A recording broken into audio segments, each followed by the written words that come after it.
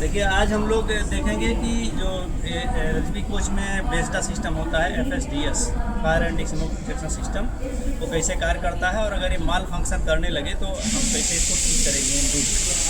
तो कोच में सारे वो लगे हुए हैं, इंस्ट्रूमेंट लगे हुए हैं, जगह जगह छिद्र बने हुए हैं पाइप के माध्यम से।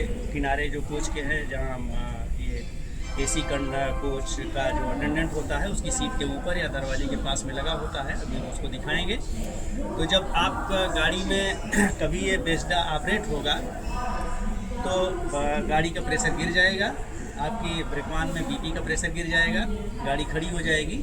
आप उतर के आके देखेंगे तो जहाँ से जिस कोच से बेस्डा ऑपरेट हुआ रहेगा नीचे से हवा निकलती रहेगी।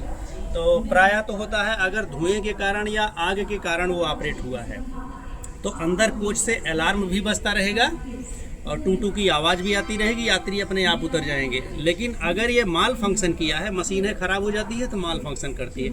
अगर माल फंक्शन करेगा तो कोच में ना तो कोई अलार्म बजेगा, ना बजर बजेगा, कुछ भी नहीं होगा और आपको पता भी, यात्रियों को पता भी नहीं चलेगा कि क्या हुआ है। तो आप नीचे जब आएंगे ऊपर जाके एक बार देख लीजिए कि कोई ऐसी आग की स्थिति या धुएं की स्थिति, कुछ ऐसी स्थिति नहीं है जो खतरा वाली हो।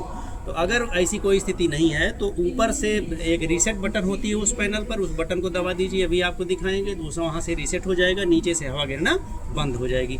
लेकिन अगर ऊपर जाना संभव नहीं है, कोच नहीं खुल रहा है या कोई बात है, या आप ऊपर से रीसेट नहीं हो रहा है रीसेट बटन दबाने से, तो आप नीचे आ जाइए DB के ठीक अपोजिट साइड में। देखिए इधर DB नहीं है, इधर DB नहीं है, तो इधर ही आपको ये मिलेगा इसका पैनल।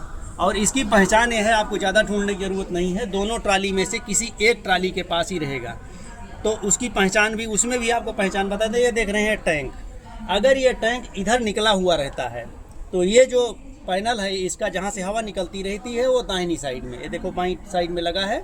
अगर इधर निकला रहेगा तो ये दाहिनी साइड में जाएगा, लेकिन अगर ये टैंक अंदर घुसा हुआ है तो यहीं रहता है ये।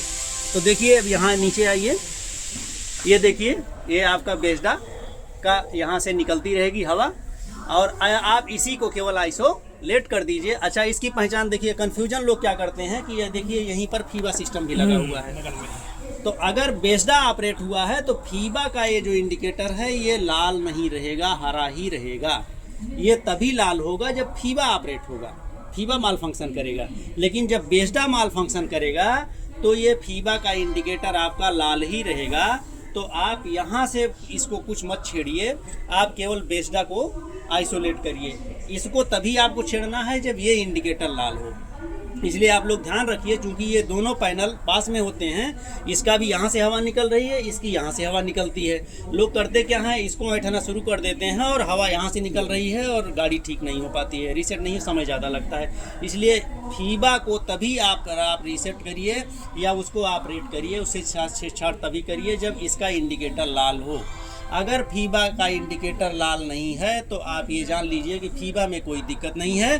बस बेस्डा सिस्टम में देखिए पाइप यहाँ से हवा निकलती रहेगी, इसको आप आइसोलेट कर दीजिए, 90 डिग्री इसे घुमा दीजिए, ये आपका आइसोलेट हो गया, आपका प्रेशर गिरना बंद हो जाएगा और गाड़ी आप नॉर्मल स्पीड से चला दीजिए।